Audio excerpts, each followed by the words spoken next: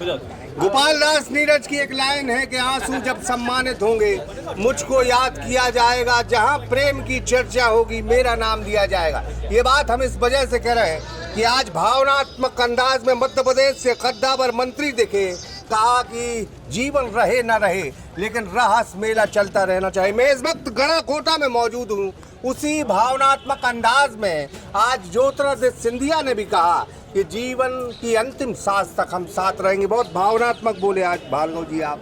और ये जो भीड़, ये जो प्रेम देखा, क्या वो ही वजह दिखी आपको? जन सैलाब था। ऐसा है, अपनी संस्कृति, अपनी धरोहर, चाहे पूरे हमारे बुंदेलखंड की हो, चाहे हमारे नगर की हो, क्षेत्र की हो, इसके लिए हम जीते हैं। और मैं मान के चलता हूँ कि हर आदमी के लिए एक विरासत जो उसके साथ में रहती है उसके साथ जीना चाहिए। ये ज़िंदगी बगैर विरासत के, बगैर परंपरा के, बगैर हमारी संस्कृति के जीना पशुओं जैसी ज़िंदगी है। मैथिली शरण गुप्ता जी ने भी एक कविता इस पर लिखी है, नर नहीं पशु समान। तो ये जो हमारी भावना है ये हमारे इतिहास से जुड़ी हुई है। राजा हैं, जो पुराना शासक हैं, वो तो ठीक है, लेकिन प्रजाप्रिय थे। लोगों के लिए उन्होंने बहुत कुछ किया और लोग उस समय आनंद और सुखी थे। अब की तुलना में और ज़्यादा ये है।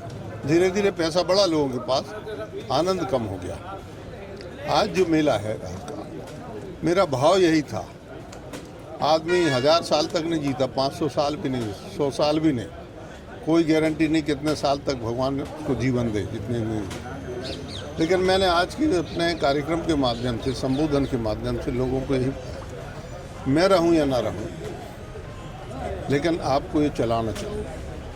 मुझसे कोई मर्दन सिंह जी नहीं कह गए थे कि गोपाल इसको चलाना। मेरे मन में इच्छा हुई कि हम अपनी संस्कृति, हम अपने इतिहास, हम अपनी धरोहर, यदि हम इसके लिए जीवित नहीं तो भगवान ने हमें क्यों विधायक बनाया, क्यों मंत्री बनाया, क्यों? तो हमारा ये कहना रहता है कि यदि हमारे पास कोई अधिकार है, पद है, लोग हमारी बात मानते हैं, हमारे कारण इकट्ठे होते हैं, सब कुछ, तो उनके लिए हमें लाना चाहिए। दूसरी बात, हमारी सांस्कृतिक धरोहर जो है उसकी पहचान, हमारे जो आदिवासी, आप देखें पंडाल में तमाम आदिवासी नायकों के चित्र लगे जिनके बारे में लोग जानते ही नहीं। हमारे यहाँ बहुत बड़ी संख्या में देवरी में, रहली क्षेत्र में आज आदिवासी समाज, लेकिन आदिवासियों को खुद मालूम नहीं है कि कौन कौन से वीर। आपको जान के आश्चर्य होगा कि हमारे यहाँ भले गाँव, रहली विधानसभा क्षेत्र में भले गाँव हैं, तो 1942 की जो आंदोलन हुआ तो 1857 की जो गदर थी, उसमें 42 फ्रीडम फाइटर, सिर्फ एक गांव से, वो भी सभी आदिवासी। ताम्रपत्र उनके पास, पेंशन मिलती रही। अब सारे लोग स्वर्गवासी हो गए। मैं मान के चलता हूं कि शायद ये हमारी नई पीढ़ी को मालूम हो कि 42 लोग एक छोटे से गांव बले में फ्रीडम फाइटर, बहुत बड़ी बात है। तो ये कौन बताएगा? ये इसी मेले के माध्यम से, आयोजनों के माध्यम से बताएं। हमारे रहली में भी कौन था, बोधन दबगा कौन था, बहुत कम लोग जानते हैं। गजेटियर उठा के देखो जब मालूम चलेगा। मलकापुरकर जी हमारे फ्रीडम फाइटर रहली में, तमाम जगह हमारे ऐसे भरे पड़े हैं लोग। तो ये विरासत है हमारी, ये संस्कृति भी है, जीवित रखना चाहिए। इसके साथ मनोरंजन इत्यादि। अब आप देखिए कितनी आलोचना होती, लेकिन देर सवेर हमारे राम साहब जी पांडे जो हैं, उनके लिए भारत सरकार ने नवाजा। राई का महत्व, मैंने जब राई शुरू में, तो कई लोग प्रदर्शन कर रहे थे मेरे खिलाफ, ये गंदा है। वो जांघिया पहने बम्बई की लड़कियां जो नृत्य करती हैं टीवी पे, मोबाइल पे देखती हैं, वो मान्य है, और 22 गज का घाघरा यहाँ पर अमान्य है। तो ये जो है अपनी संस्कृति है।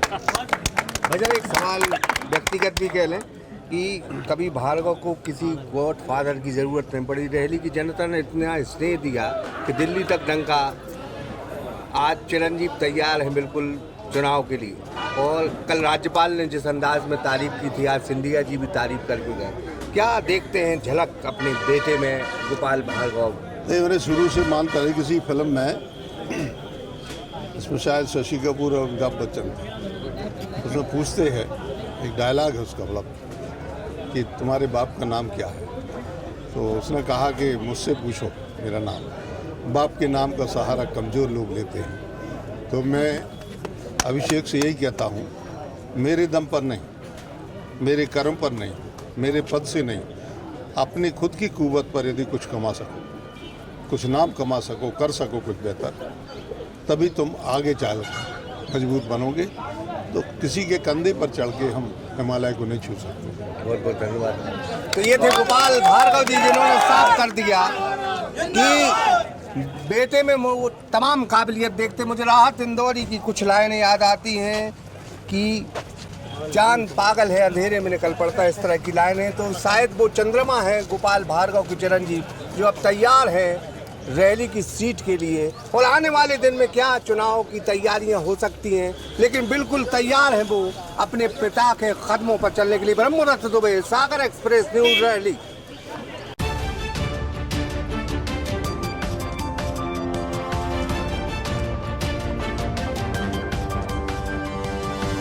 Audio Jungle.